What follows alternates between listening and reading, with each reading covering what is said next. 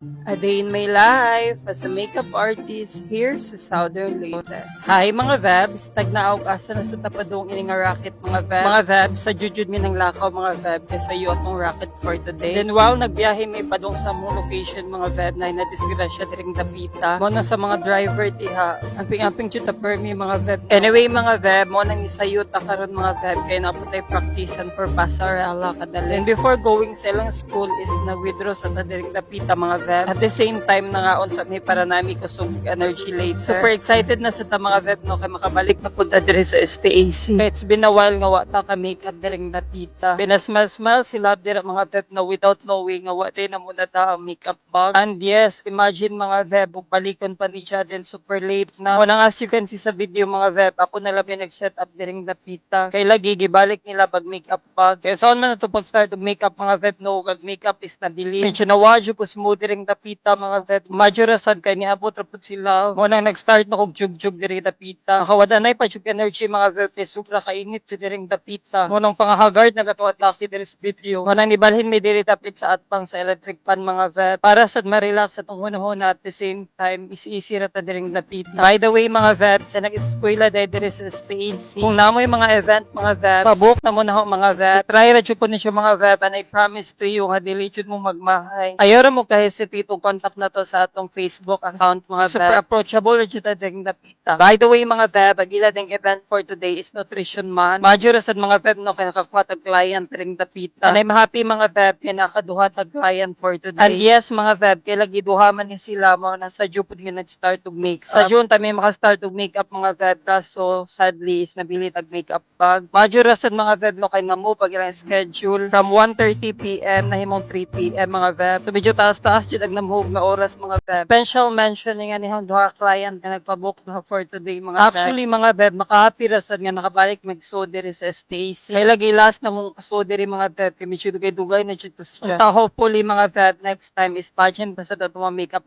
din. Mo na sa akong mga client diring dapita mga Veb. Thank you so much for trusting alagang Arnya. Actually mga Veb, maka-happy ra jud no nga bisaasa na ta makaabot tungod sa atong talent. Kay syempre mga Veb, ma-realize pud na to no nga na jud tay improvement. Kay sa una budget jud mga Veb diri sa barangay na to. Sa atong rate pa sa una mga Veb no kay simpinta hair and makeup. Anong kami diri mga Veb is continue ra jud mis pangandoy na mos kinabuhi. Kasi dihatagan patas Ginoo more client mga Veb. Mo nang way mo surrender kay why nagsugo. Bahalag step by the step mga Veb basta kay na improvement. Shoutout din nganing mga students sa STAC mga Veb. And finally mga Veb, before mag-start ang ilang event is nag-retouch ako diring dapita para sa bongga na ilang mga atake sa stage mga Veb. Ana lang. Super hago na jud ta diring dapita mga Veb no kay super init sad at the same time. And yes mga Veb, mo nilang before and after.